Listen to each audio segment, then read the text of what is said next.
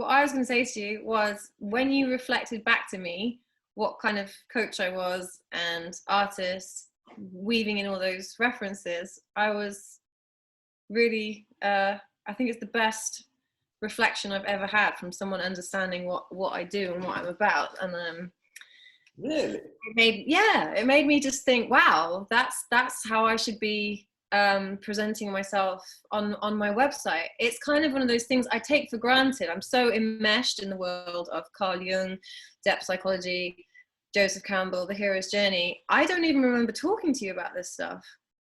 well, like, how do you know that I'm so into this up in stuff? the conversation. Like, you're obviously very influenced by Carl Jung and Joseph Campbell. I mean, I've only read a bit of Joseph Campbell, and I've read people who have written about Carl Jung, so I haven't read any Carl Jung firsthand, but the ideas that you talk about a lot, like, you know, the shadow and delving into the subconscious, are obviously like Jungian ideas. Yeah.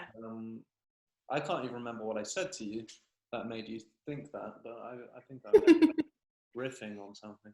I made some notes straight after you did it. You're just saying, you have a really interesting approach, and you have that same approach in your painting as you do in your coaching. And you said, about how I bring in the mythology of Joseph Campbell and depth psychology, Carl Jung, and how you talked about how my paintings are an extension of my inner world, that kind of, that abstraction. That also just made me think about why, again, this parallel that in my paintings there is abstraction, but there's also hints of narrative. And I was thinking how that's so much a part of life and my coaching approach. Like, you've done coaching with me. It's quite good to go into the abstract sometimes to kind of explore things without the personal.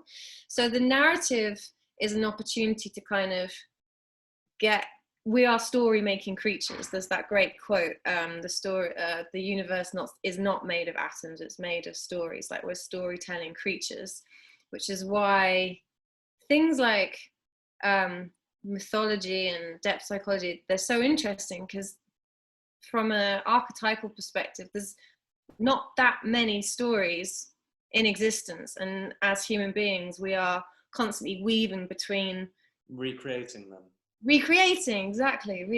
those stories. And I was thinking, I talk about painting being transformative. So as I'm painting, I'm mainly in abstraction. I'm just in that very spontaneous, like, feedback loop. Like, my intellect's not telling me, oh, this is a good idea, or what about that, or planning what to paint.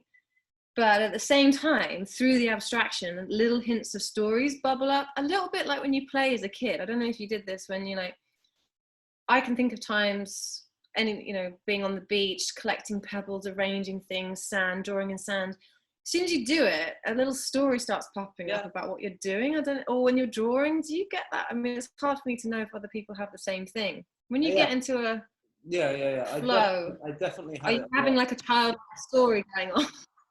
Yeah, I definitely had it a lot as a kid, for sure.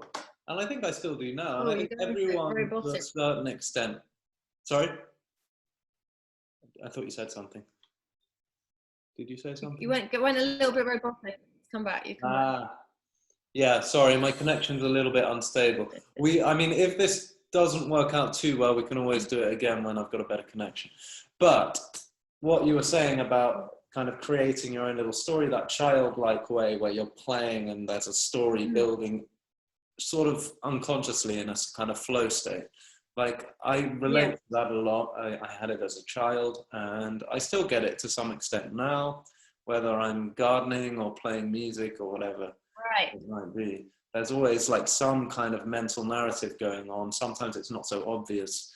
But I guess as humans, everyone's always telling themselves a story, whatever it may be. And in conversation, you're also bouncing stories off. There's always some element of narrative going on there.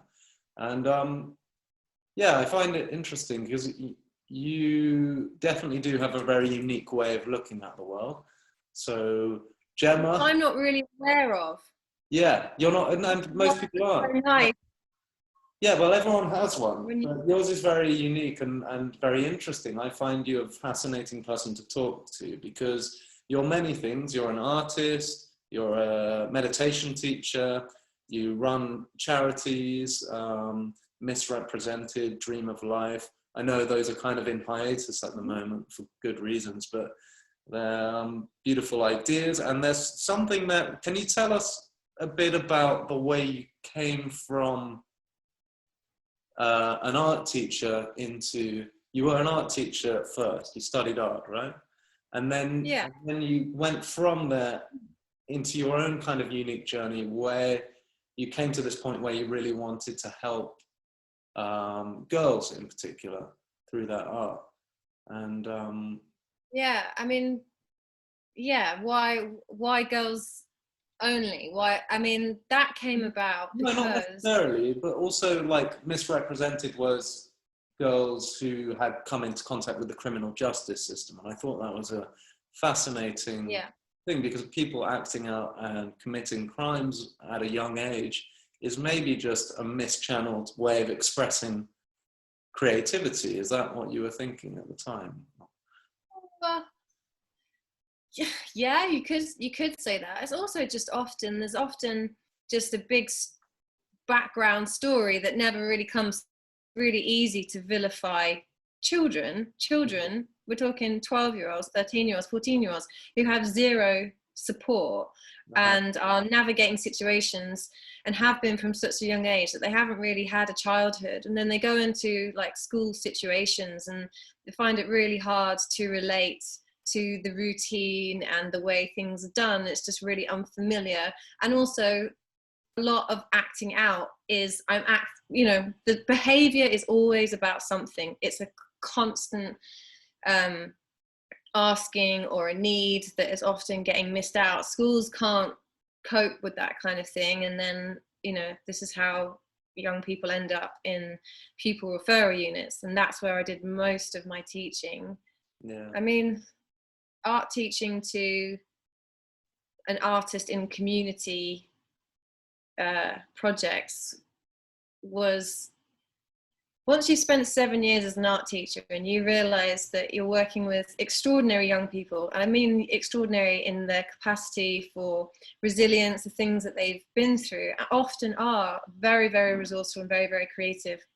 And your remit is to do the GCSE, but it feels like the most important thing for that young person is to kind of connect with themselves creatively and use that time to connect with a deeper part of themselves and maybe make a bit of sense of their, I mean, in a nutshell, my job was to find what they were interested in. Yeah. And work from inspiration. That is the first, I've over the years developed like a bit of a kind of methodology. It always starts with inspiration, like putting the antennae out, like what is it that you're attracted to? It doesn't, it can be other artists, but it can be anything from the music that they were into, stuff that they'd read, a film, who knows what it is, Yeah. obscure stuff that they just kind of. How do you go about drawing that out of someone? If someone feels like, if you can see, for example, you said that when you're a coach, you like working with people who are kind of introverted types who are unsure of what their creative channel could be, or unsure of what they have to contribute to the world or the society in which they live. How, if someone's really unsure about, they're not sure if they're inspired or not, or they're not sure if they're creative or not, and you talk about putting out the antenna, how do you start that process with someone who's a bit kind of, I don't know if I'm Yeah, creative, but you I can would. see that they are. Right. Okay. Well, I'd tweak what you're saying slightly there. I mean, one thing is that my personal belief is that everyone is inherently creative. To be human is to be a creator. Like we all have that creative I like element. that. Some of us are more connected in touch with it or not. When I say that I'm naturally drawn to working with perhaps a more sensitive, potentially more introverted, these personality types, it's not about not knowing what the creative gift is, it's often about having lots of reasons, partly to do with people who are very attuned to their environment and situations often take a lot of that on and can find it hard to prioritize their creative energy. It's kind of, it's not so much, I like to work with people who do know that they're creative, who might not be very confident about what form that's going to take shape, but there has to be this kind of like desire. And part of the process that I'm interested in is how do you scaffold from where you are in the present moment and get to that vision of yourself as a more expressed creative person, because you probably have that sense of yourself. You have a sense of who you could be when you're at your best creatively. What are you doing differently? You know, there'll be a version of you that you can get in touch with, and then the question is, how do I get from where I am now to embody more of that potential? And often what happens is that image can sometimes be almost crushing in its perfectionism, because it's an idealized version in many ways. And often what happens is we crash and burn at the feet of that idealized image of ourselves. It's just like, if I can't be that, I just don't want to bother. It's just like we reject ourselves. So, but that's not how nature is, right? Nature doesn't ever do that. There's always this, you know, to go from that little seedling to that very glorious flower or fruit, there's an opportunity to unfold and grow. There's nutrients from the deep, and there's the guidance of the sun. And I think it's the same with the processes I'm interested in. How do you go deep into the unconscious, get the nutrition that we need from that depth of understanding of ourselves, and be guided by whatever is inspiring us? So we've got that kind of, we're being got that navigation system going on. And it's about that allowance. Like, we're so quick to shut ourselves down, not give ourselves the space, not give ourselves the priority, not give ourselves that value, that often things just get a little bit started and then gone. So it's really about giving ourselves a chance to grow. I love that analogy. Does that link in any way to how you paint? Like, when you started painting, do you have any idea what the finished product is going to be like? Because I know some artists have a very clear idea of what they want, but I imagine you kind of start something not knowing how it's going to progress and unfold. I've never had a clue. That's great. Not even, no hint. The only thing that I go with really is color is a leading edge for me. Okay. Color, I just find it remarkable that we can squeeze color out of a tube. And, you know, like when I was a kid, I used to walk around collecting all the different petals and colors that I could find and hold them on my hand and endlessly rearrange them. And I loved how all the different colors would affect the other colors and all those subtleties. And it took me years. I was like late 20s before I went, hang on a minute, I think I might enjoy painting. It was like, didn't connect that.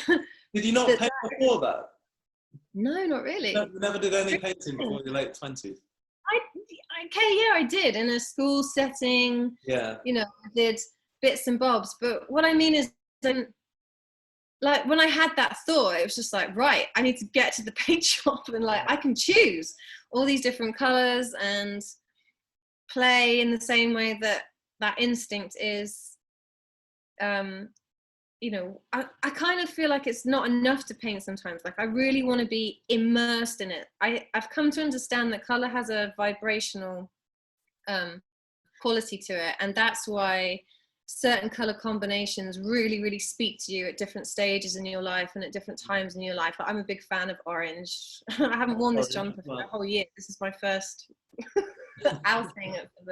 Had to get my jumpers out from under the bed, and I was like, oh yeah, definitely. Oh, the orange instantly feels good. So yeah, the painting, the instinct thing is just from, wow, I've got a blank space, I've got these different colors, and then sometimes I don't even look. I like to choose things at random and just get going. And like that first color, it's like there's a suggestion of like, let's say it's like a of Yeah. pale blue or something. Do you always start on a white surface? Yeah, I do pretty much, yeah.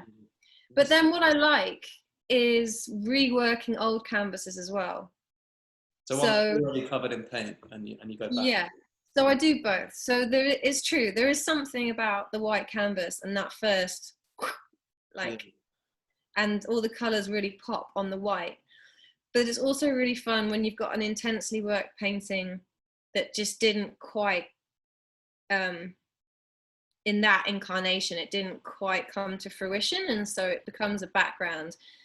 And then I love that, because things get really, like, you can get a lot of, gray. A gray that is made from every single color is just extraordinary. It's like a gray. Mainly acrylic paints. Yes. So when you come back to a old canvas that didn't quite fruition the way you had hoped, is it always completely dry? You can't go back and mix the old paints in, can you?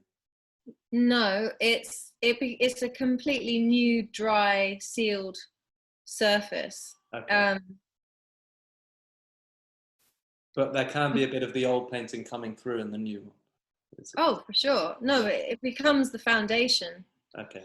I'm trying to think of some paintings I've done that with, to show you. Yeah, show us around. Show us a painting that you want to show us, and tell us how it unfolded. Ah. Because I love your art. I think it's incredible, and I think it's very unique. I don't know anyone else. Which one would you choose off this wall then? I'd be interested to know if you can see them all. Yeah.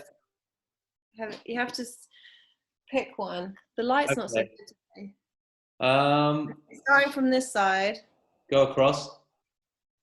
Can you actually see though? It looks a bit dark. Yeah, it's coming through. I'm curious about the one in the middle, which is kind of darker and more brooding than the others. This one? Yeah. That's the Big Mama. The Big Mama. Is that what it's called? Not officially, but it's. I think you should officially call it the Big Mama. It's the parent painting. This one, if you can see behind me. It's the parent painting, as in, did it come before the others? Yes. And do you think it gave birth to the others? Yes, that's why I call it the Mama. Okay. And it's in the center, and it spawned all these colourful children. And even though it's quite dark, you can see it's kind of luminous. Pops of colour there, yeah. To it. So can you tell us about the process, how the Big Mama started and how it unfolded? The short version or the long version? You choose.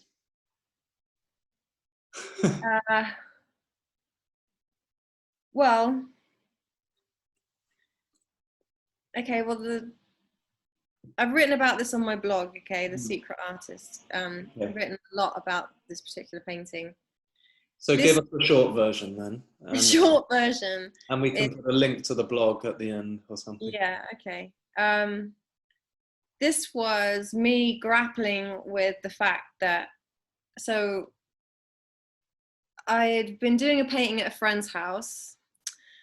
A lot of stuff was not going so well in life, and I just had that key, you know, when people say stuff to you and it just has this resonance. So someone has said to me, you need to think about putting some roots down in yourself. It's less about what you're going to do, because I was sort of freaking out. Well, what am I going to do? It's less about what you can do. It's more about who you're going to be and beingness. And that led me, when I started this canvas, I just painted lots and lots of roots over and over again, in a kind of, I guess this has affected the way I approach a lot of paintings. I always think of it kind of in a bit of a ritual. There's an opening, and my friend, who's quite an established artist herself, she burns a bit of Palo Santo, and we were working in the same space, but from that moment that we went in, we didn't really speak anymore. And there was a sense that, you know, we were opening some part of ourselves, and we were just thinking back, it's just like, thank God that that happened anyway. And So you and your friend would go into the studio and it would just be complete it wasn't silence? even a studio, it was just her front room. Yeah. She'd kicked her partner out. We hardly had any cash. We'd both been and spent our last bits of money on this deal where we could get 2-for-1 canvases. Okay. She had quite a lot of paint. We put dust sheets over everything. We were quite similar personality types. We were both struggling a bit, and because she painted a lot, she was just like, I think we should just paint. And I was like, yes, do it. And then we were just working on the floor. Don't remember there being any music or anything, and I just remember it was just kind of like we just, like I say, opened the space with the burning, and then just went in. Yeah. Then we had a day of painting, and I had to do it in stages over several months whenever she was available, that space. And it kind of built up, and it transformed from roots into a tree, into a garden, and then it went from daytime into nighttime, and all the time this is integration until the final stage. I moved the painting into pretty much just a building site. I was just there on my own. I wasn't supposed to be there. I didn't really have anywhere to live at the time. I had just enough paint and ink to finish. There's dust all around me, floorboards, you know, just a bit of a weird situation really. Yeah. And it was quite cold, but I just had to finish it. And then kind of what we were touching on earlier about, can you see me all right if I put it here? Yeah. That abstraction and the narrative. This was my first experience that this scene behind me was unfolding, and I had all these kind of ideas that it was reminiscent of La Palma in the Canary Islands where I'd just been living, and it had all these qualities, but I felt like I was tapping into some bigger cycles of knowledge and wisdom that I was freaking out about change and where I was going next. And this whole painting has a lot of disintegration, but it also has a lot of growth. It's like it's encapsulating that essence of nature, which is, you know, everything is simultaneously breaking down and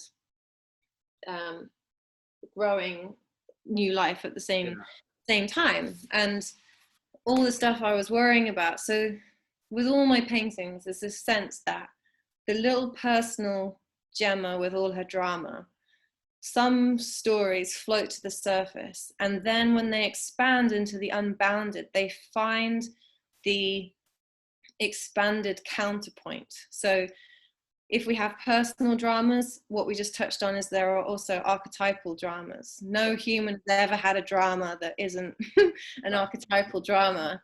Yeah. So there's something that happens when that little restricted self, who's totally lost in the fear or whatever it is, expands to meet a much bigger picture. There's a sense of surrender and peace and allowance and integration, and I felt much more integrated in myself. I felt a lot more emboldened and strong in myself. I remember after I spent probably, I don't know, half an hour to an hour just being with the painting when it was finished, when I stepped out again into life, I just felt more confident and strong. It wasn't like I just marched straight into life and went, right, this is what I'm going to do. But I noticed that when I had some difficult conversations later in the week, that my boundaries were stronger, and that my clarity was stronger. There was something had shifted. I was like, I don't have the answers. I don't need to have the answers. I just have to kind of keep checking in with myself, and I have to trust life a bit more. This was what I walked away with. And that all came from that process of painting the painting behind you. Yeah. Wow. And was that a long time ago? Yeah, it was. Where are we now? We're in 2020. So yeah, we're looking at Oh, wow. I think we're looking at almost 10 years ago. Wow. And was that one of the first paintings? Yeah. that you It did? was the first. That was the This is. very first painting. Mhm. Wow, you must feel quite a strong bond with it then. I do. I Yeah. wouldn't probably sell this one. No. Keep it for I've, yourself. I've, I've thought about it. I don't think there's. Um, it's the kind of painting that I can still learn a lot from. Yeah. There's, yeah. So Oh, even just talking about it reminds me. I enjoyed that story. You never told me that one before. Really? I've Yeah. never told you that. No, you've told me many other stories, but I like that one. That's really nice. So that's Well, cool. well, you can see as well. There's Yeah. like there's the book. There's the book of. There's hints. There's the hints of the female form. There's hints of this book. There's hints of Yeah. a tree growing from the book. Yeah.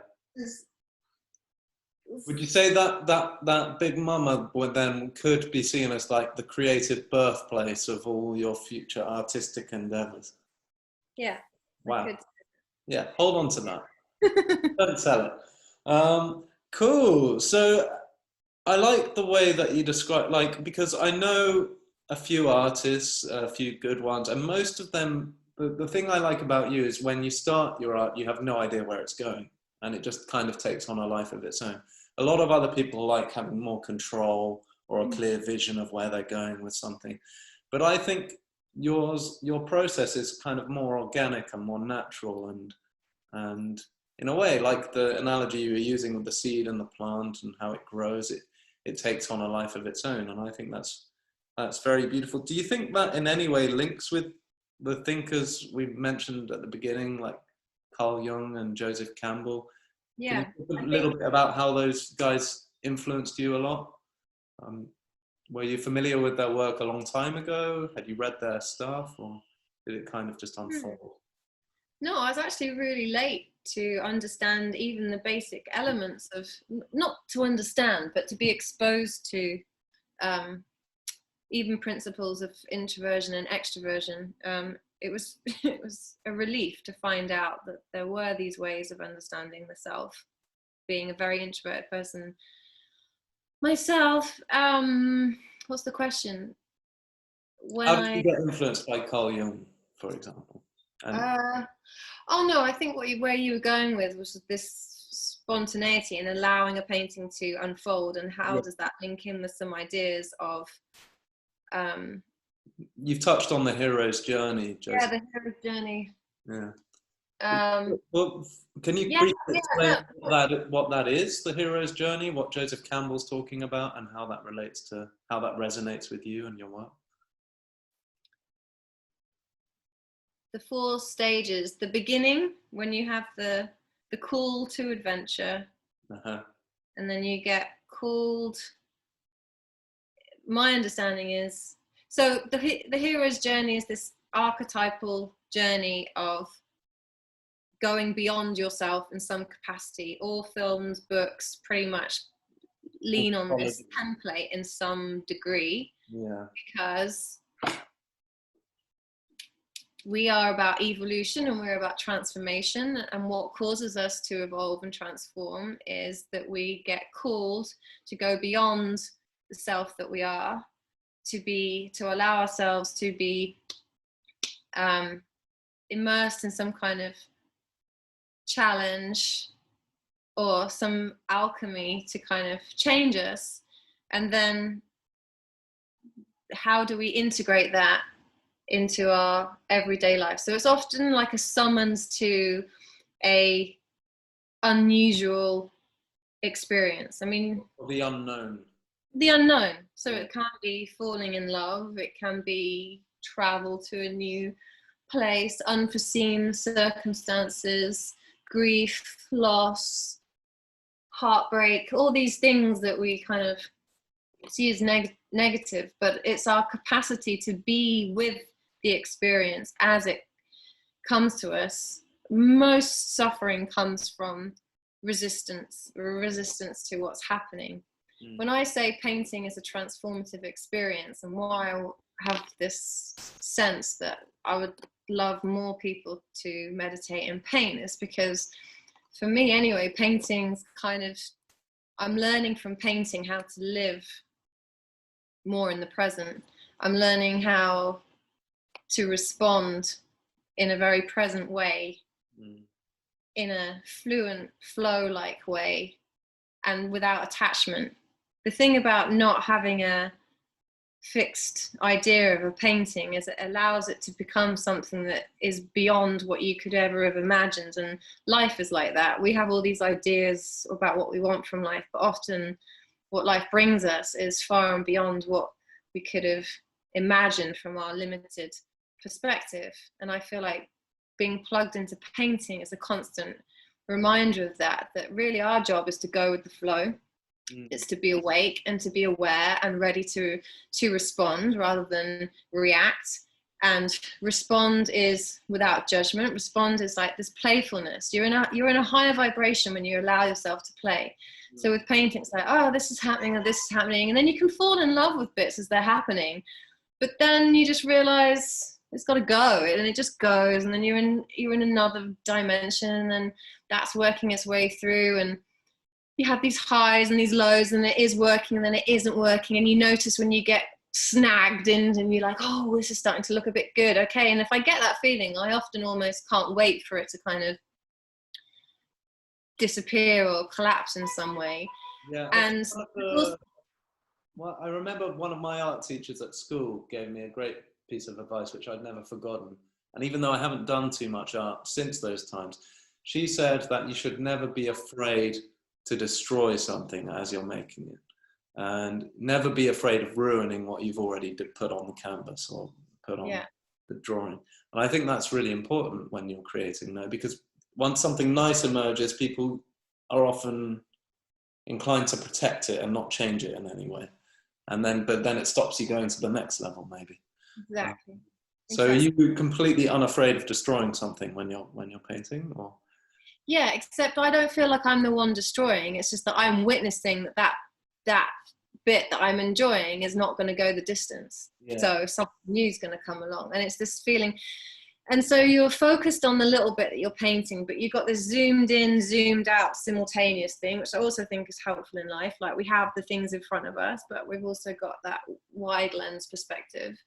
And so I don't know how to describe that. Even though I'm with the painting as it unfolds, I don't really see or really fully experience the painting until I have to go away and come back. Say I get to some kind of point and I finish painting for the day, I'll have a look, I'll probably take a picture, but it's not until I've gone away and then I come back and then I'll see it again for the first time that I'm really able to take it in and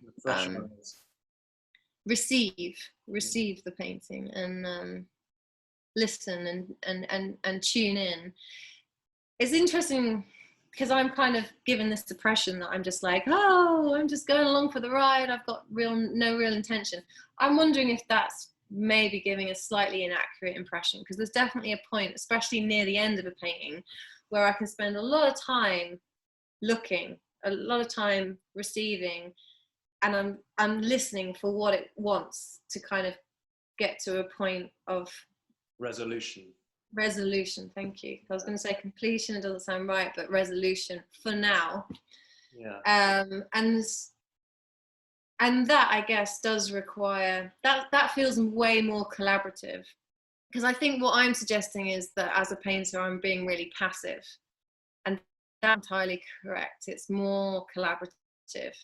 It's just more that there's this trust factor that as long as I'm in it and I'm moving with it, then I trust that the painting's going to go in whichever direction it needs to go, and it's going to have that quality of adventure and spirit within it, which is what I like my paintings to have in them. They have that quality of aliveness about them. Yeah.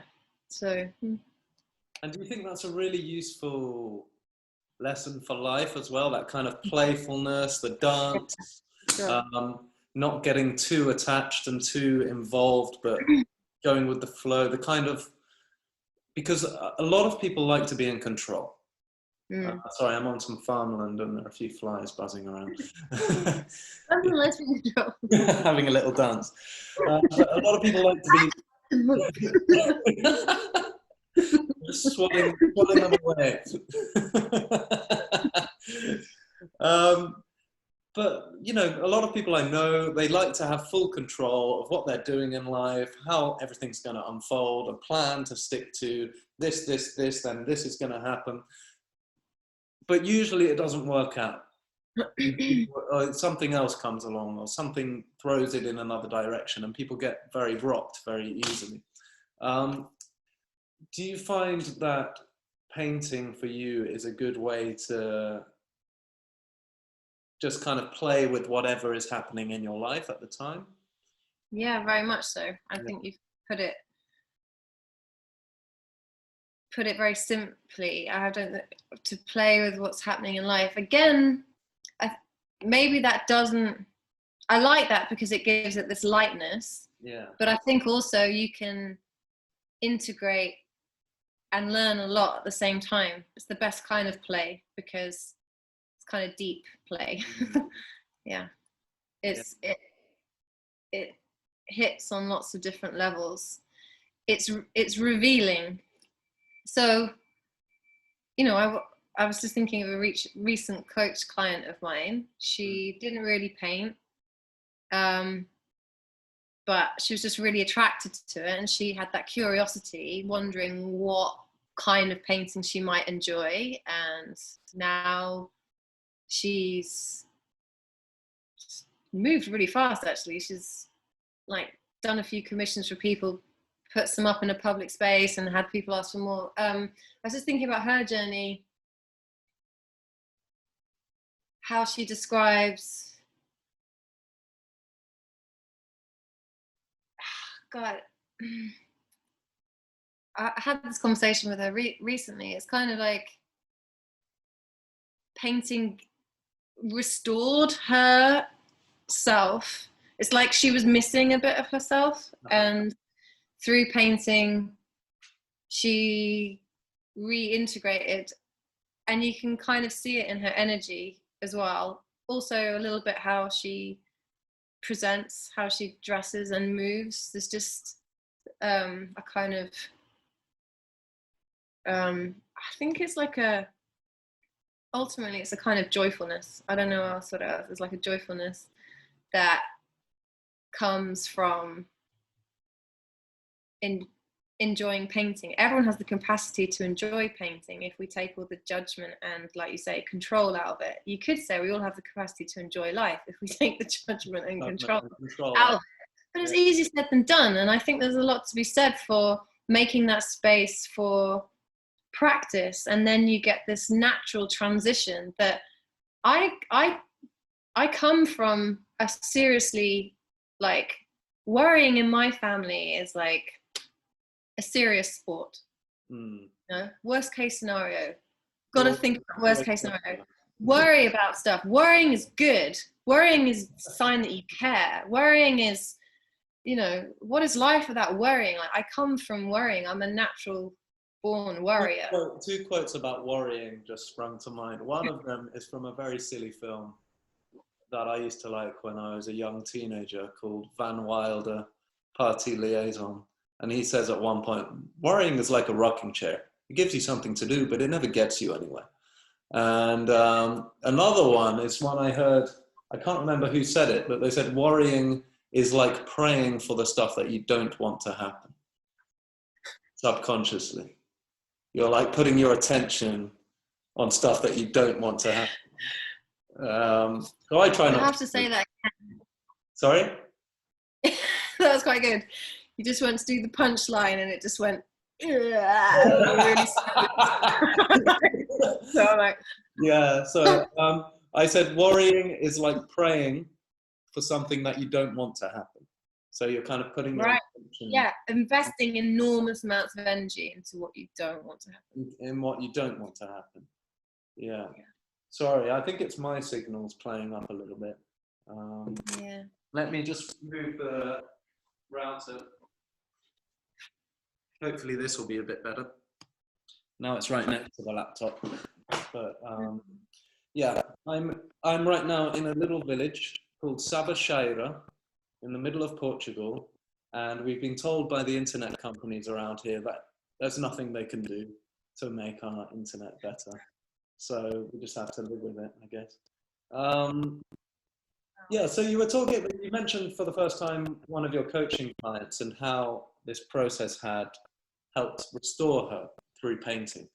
I was wondering if you could talk a little bit about how you got into coaching and your style of coaching. What are you helping to draw out from people, or how to guide them? Is it mainly a creative thing, or is it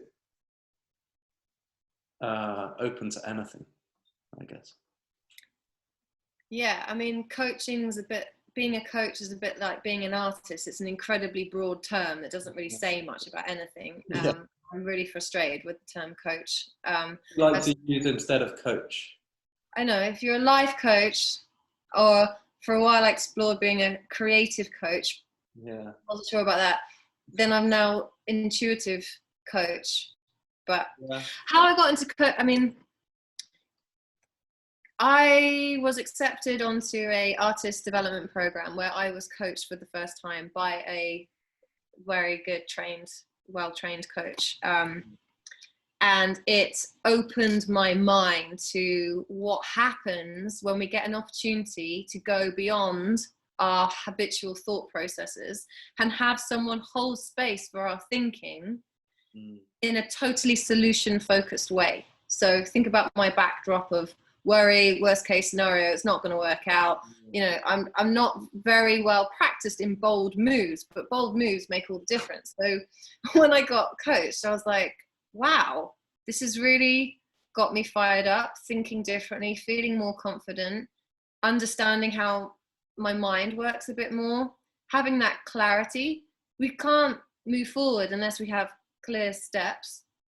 I mean, there's so much to say in one thing. Like, in essence, I walked in that 1 hour session, one person, I feel like I came out as a different person. And straight away I was thinking, man, I want to be a coach. I would love to be a coach. And I immediately researched it and saw that it was pretty expensive to do the decent training, and was like, Then an opportunity came up. It was a scholarship open to artists across the UK, to be trained as a coach with the relational dynamic coaching program, which is excellent. It's all about a coaching approach that starts with your relationship to yourself as a primary, and how that dynamic affects all your relationships with your work, with other people, with everything. So it's I really rate this style of coaching. And long story short, I applied for it. I really went for it. I got offered the scholarship. I did my training. I'd go up to Lancaster for these residential courses. Extraordinary people, go on this really intense journey over kind of 3 days, where you're kind of deconstructing yourself and then putting yourself back together and practicing on each other, drawing from all these different practices, from NLP to Gestalt, it's all there. And then, What's Gestalt? Is that like a school teaching? It's in essence, it's about working with the here and now. It's a philosophy. It's definitely an approach. And a lot of the coaching that I've become very interested in now is really working with the wisdom of the body. That these questions that are always with me. It's like, what's happening now, or where do we feel things in the body? The body is often trying to tell us things that the intellect is often shutting down. And I think we're cutting ourselves off from so much wisdom that we have within us if we just listen. And so over the years, I've just from practice, so I've got my baseline training, which is a very kind of what they call clean style of approaching. It has very little to do with, to be honest, that form of coaching has nothing to do with my professional expertise. And in essence, I could coach anyone from any professional background. I wouldn't have to have any understanding of their professional experience or knowledge, because it's just about asking questions, and the coachee does all the work. It's just about you support someone to make use of all their inner resources. They have everything they need. You're just helping them bring it out. Drawing out what is helpful. Your training is about landing that incisive question, and also the way that you listen, and drawing from your tool bag of exercises, things as are helpful to the coachee. And then, I don't know, yeah, like I say, now I personally remember before I met you, the first time I heard about coaching, which is now kind of ubiquitous, it's everywhere, there are coaches for everything and anything, but it's a relatively recent thing in the personal development industry and all this world. And my reference for it a few years back, not that long ago, would have been Jeremy from Peep Show, when he goes off and becomes a life coach, and he's kind of like, it's a complete fraud, basically. That was kind of how I viewed life coaching. And then a good friend of mine, who I think you met at one point, got really interested in it, and I became convinced that there is definitely something very valuable to it. And now, you know, after I've had a few sessions with you, and going in before, very tired, unsure, I wasn't sure if is this going to do anything for me? And the feeling, it's very difficult for me to quantify how valuable what you're offering is, because the difference in my mood before and after each session was always very uplifted. And there was always like some kind of, right, I'm going to go and do this. And it was in a positive direction. As a consequence of just spending 40 minutes to an hour talking to you. And I don't know, sometimes it's difficult to know exactly what you've been doing there, Gemma, but it's quite subtle and it's quite abstract. But there's something about drawing the attention to the body, reflecting back what the other person is saying, holding up a mirror, bouncing that stuff back, and then suddenly some clarity, some kind of resolve comes off the back of that. And I can see that this could be infinitely value for someone's life. So I mean, I couldn't recommend it more. Get some coaching if you feel like you could use some and it's resonating. Do you have coaches yourself, or a coach? Yeah, I'm being coached all the time. Yeah. Yeah, I'm thinking about what you're saying there. It's just like, it's learning to work with ourselves. In my experience, I can talk about myself. I've always known what I want to do. I've always known how I want to do it. Doesn't necessarily mean that I do it. Yeah. Because I've got to deal with me. I'm in my way, kind of thing. Yeah. And that's the We're always case. our own worst enemy, aren't we? Yeah. And best friend. Was it Lady Gaga's new tune? I don't know, I haven't listened. My biggest enemy is me, Papa 911. Biggest enemy is me. It's been that since day one. Yeah, it's true. It's like, yes, even Lady Gaga with her phenomenal success. You go, Gaga. Yeah. So collaborative thinking spaces go further.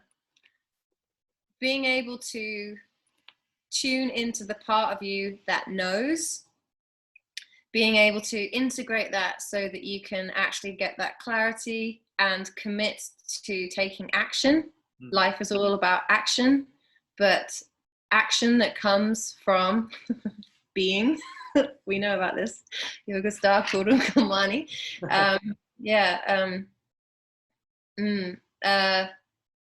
Yogastha Kuru Kamani is a Vedic expression that means established in being, perform action. And that's really is the essence of coaching. Through meditation, right, Gemma? Transcendental meditation.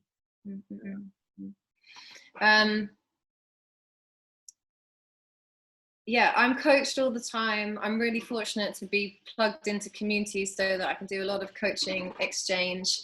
I think it's going to become, I think it's becoming in the same way that meditation it's kind of commonly accepted now that it's almost impossible to live an enjoyable life without a meditation practice of some kind. The same will happen for coaching. And I think the same is with coaching, that it's virtually impossible to kind of move forward in the direction that we want to go without that support, without learning how to make use of our inner resources.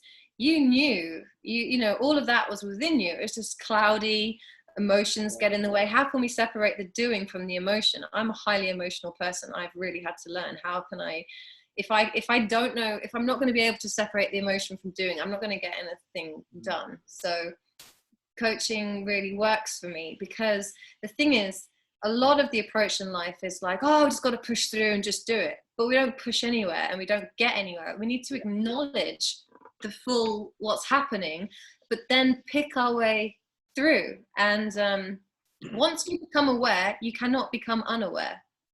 Resistance is stuff that we're not aware of. We become aware, it gets its space, it can get integrated, and then we connect with the course of action, and then we break it down into some steps moving forward. Although some coaching sessions are not about locking down action steps, some sessions are about awareness, some sessions, you know, there's all different layers of coaching, but it all depends on what someone wants coaching for. But often it's, I'm here, I want to be here, something stopped me. Between steps, yeah. Often that's it. Some people just feel stuck and they're lost and they don't know where they're going or what they're doing. And that can often be the cause of depression, anxiety, feeling a bit worthless, or not sure whether they have anything to give or to, you know, to serve the people around them in some way. If someone feels that way, what do you think is a useful first step? Have you ever felt that way personally? That's just part of the deal for humanness. Cycles, there's so many factors, from whether you're rested, hormones, what's going on in your life. But the thing that makes it different, life always, we have a range of experiences, right? But being connected to an internal reference point is what gives us that clarity and strength and self-knowledge, self-awareness. When you experience the fullness of yourself and you're accessing your potential and you're becoming more of, you know, how we haven't even touched on the whole the soul aspect. Yeah. The soul aspect of creativity, which I like talking about. It, we'll save it for another chat. But there's a part of us that is so integral to our being, and I really believe it's connected with our personal creative expression. It's that, and it's often a part that gets sidelined, suppressed, repressed in some way, or it's something that we're going to get around to at some point later down the line. When everything's in place, then maybe I'll let myself draw or let myself make music in, or this or whatever. And I just feel a lot of what makes the energy go down when you're describing like low self-esteem, low energy, a lot of it I think is connected to whether there's that flow with that part of ourselves. We need to be connected, that internal reference point, having those opportunities to creatively self-express gives energy, it gives positivity, it gives that playful joyfulness. It's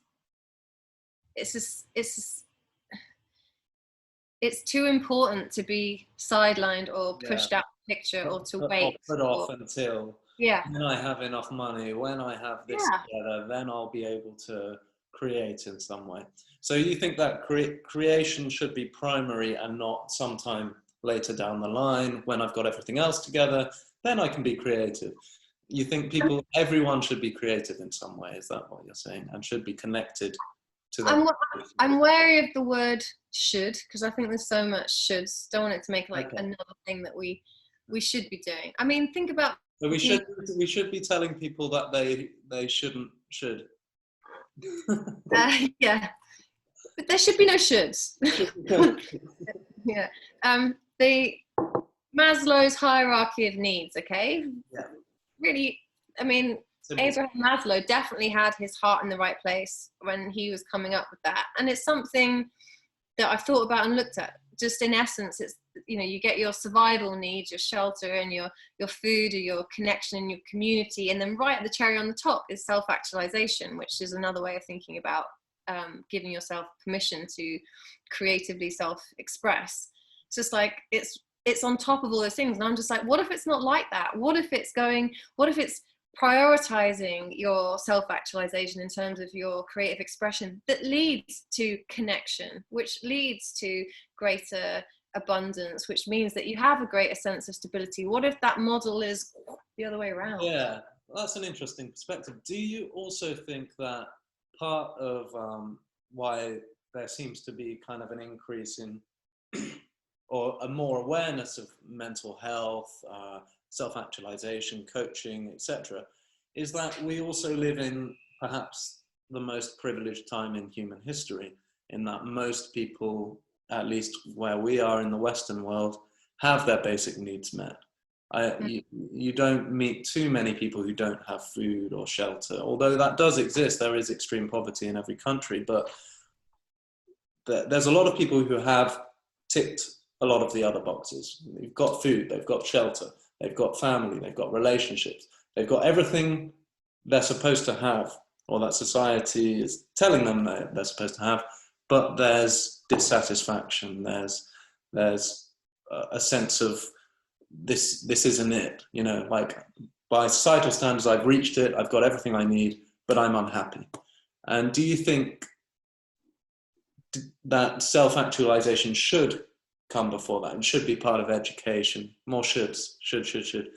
Do you think children should be taught about this kind of thing? It's a bit tricky, the terminology of saying self-actualization, but definitely I think it's very telling that, like you say, we can have so many of those needs met, but we don't experience joy. What's happening there? What's going wrong? What are people missing? Why aren't they happy?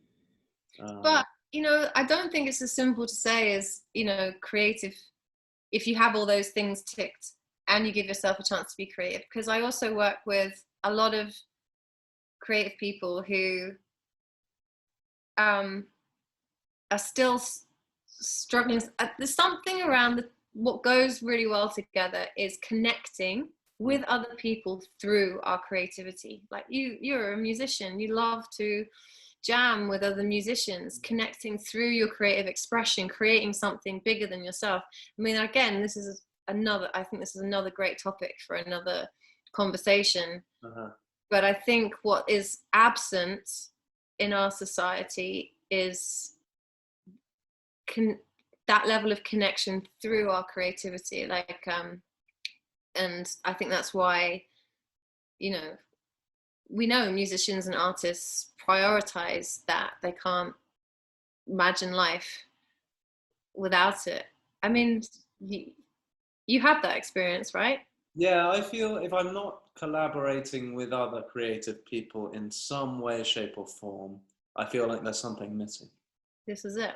And it can be very simple. It can just be, you know, friends and family playing a game together, or, you know, a bit of sport, or, you know, planting some vegetables, or whatever it might be. There's got to be some kind of growth or creation happening. And I think in one way, shape or form, I think everyone experiences that.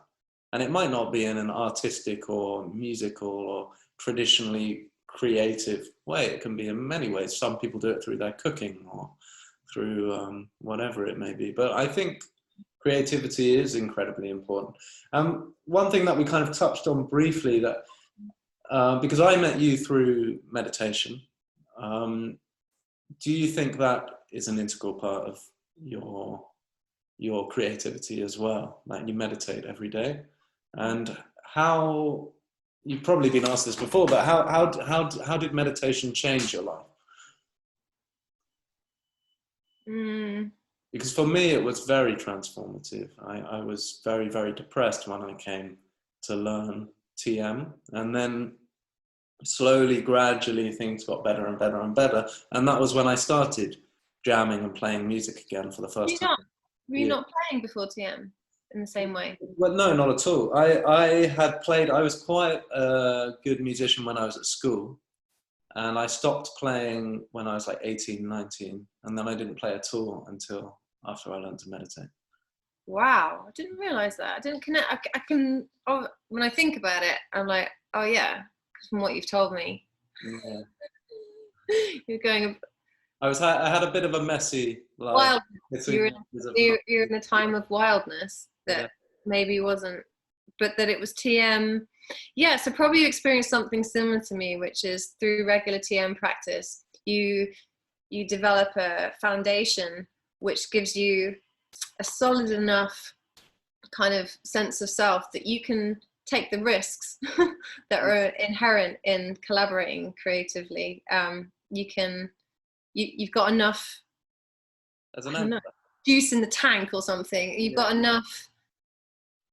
You have a natural desire, and it feels natural to want to honor it, and it feels natural to want to. You're just gravitating in that direction more. So that first painting we just discussed did come before I learnt TM, but the fact that it's spawned so many joyful, colourful paintings ever since is a big thanks to TM, because as a teacher, I say to people, TM, you become more of your natural self, more of you before stress got in the way. And when you're removing that distorted veil of stress, then what we often find is a more more Gemma. Huh? A more Gemma. A more Gemma. And a more Carlos. And a more but then what you say, well, what does that mean for me or you? It seems like it's a similar thing. It means more playful, more attracted to more attracted So much sexier. just way more attractive, and attracted to creativity and collaboration. Yeah. For me, it just felt like the resistance you were talking about earlier. Like people have a lot of resistance, whether that's worrying, stress, anxiety. Those energy. Sorry. Yeah, those kind of traits just fell away. I mean, as you know, I was quite severely mentally ill for a while. I had blips of psychosis. I was diagnosed bipolar type 1. I was up and down like a yo-yo. I was suicidally depressed at one point. And now all of the energy and the stuff that was going on at the time, I haven't lost that. That's still there. So whereas the traditional treatment for these illnesses is to numb yourself with medication. And I would never tell anyone to stop taking medication, but when I was on it, I was on quite a high dose at one point. I didn't feel like I was alive. And then through the meditation, I felt more and more alive, and my dose tapered off. And eventually I took myself, within about 6 months of meditating, I was off all medication.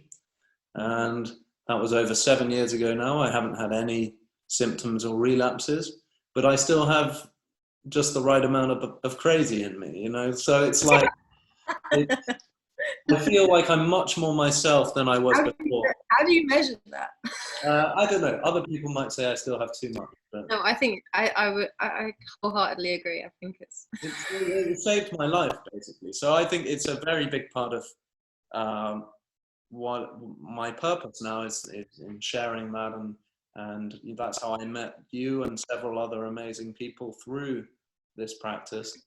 But it is in no way like a closed thing. It's like it actually opens you up more. You become more of who you are, and That's a good word. Open. yeah, Opens you up. Stress closes you down. Releasing stress and becoming more integrated. You're more open. A yeah, bit. Want to go full circle to the painting analogy. You're yeah.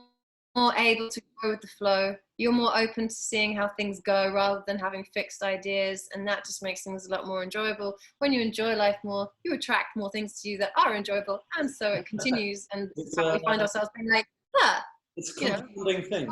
life now compared to life 5 years ago, completely different. My physiology, completely different. My sense of what's possible in life, completely different. Amazing. There was some, oh yeah, I do want to, I feel like we didn't, I mean, that is a really remarkable transition yourself. And when we use that word energy, and basically what I hear when you talk about that level of, you said mentally ill, and for some reason I don't want to say that. I want to say, Yeah. Well, I hear someone with vast reservoirs of energy that were not channeled correctly, and this is what happens. It can start to work against us in the same way. It's a very extreme sense in a way. When we talk about worrying, it's like a huge commitment of energy in the direction we don't want to go. And similarly, if you have a big energetic charge and it can run away and start working against you, and it perpetuates. Energy, it goes up. You're not sleeping. You suddenly get to a breaking point where you kind of tick through. And this is what a lot of people diagnosed bipolar experience, is that they feel more alive when they're approaching the breaking point. And what meditation did for me is it provided me an anchor, a stability, so that I can approach those energetic levels without tipping over. And that was completely life-changing. If you had told me that would happen before I learned, I wouldn't have believed you. I was very skeptical about whether it could have that kind of impact. But I'm wondering, because you mentioned to me once that you kind of had a similar moment, maybe not to the same extent, where you kind of had a little breakdown and you weren't sure where you were going. Would you mind talking about that a bit, or is it too? It's funny. I find breakdowns fascinating, because I think they often provide a foundation. And if you don't talk about it, it's fine. It's a bit of a comedy moment, because I was just looking at my timer and being like, oh, I'm gonna have to go soon. Like, tell me about I've got to get my coat. No, but seriously, I've got a date to go and see the kimonos at the V&A Museum. The kimonos? The kimonos. As in, there's an incredible exhibition that's been on pause because of the situation of kimonos in the V&A, Victoria and Albert. So I need to go and check them out. Okay, but cool. You go. And if anyone else wants to see the kimonos, they can go to the Victoria and Albert Museum, and you can meet Gemma there if you go quickly. Yeah, and if you want to make it a whole Japan experience, then I recommend going to Japan House, the Akira restaurant, where you could have afternoon tea, which is what I'm going to do with my friend Kelly. So we'll be doing that. We'll see you there. Okay, I'll be there. But I'm really happy to talk about the breakthrough another time. Yeah. Ah. I'm recording a podcast. Oh, I'm sorry. You just ruined it. I'm gonna have to. It was. No, but Gemma Kauffman. Yeah. Absolutely fantastic. The artist, the painter, the coach, the charitable, fantastic woman. I like the word community. I like the word community, because we're not even technically a charity, but we are a community interest. And it's a simple thing, that it's just making space to come together with a creative well, the founder of the opportunity. Yeah. That is Dream of Life. And we can talk about that another time. Yeah, we talk about breakdowns, breakdowns and charity work. And I wanted to talk more about the soul aspect, and I'm really into this idea that we are all fragments of a world soul, and I love that idea. And I think that's a really important thing to factor in, because so often this conversation gets so individualistic, and we touched on these idealistic ideas of perfectionism and how we burn at we can't achieve our image of perfection of ourselves creatively, and we get so disheartened. It's just like, I think it needs a big reframe. I think we're in this very weird time now where, you know, so many of us are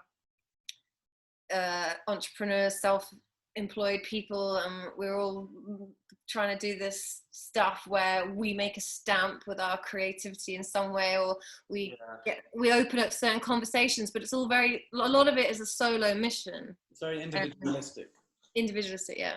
I think it's kind of from the 80s onwards, there's this been a very focused sense. Blame the shoulder pads.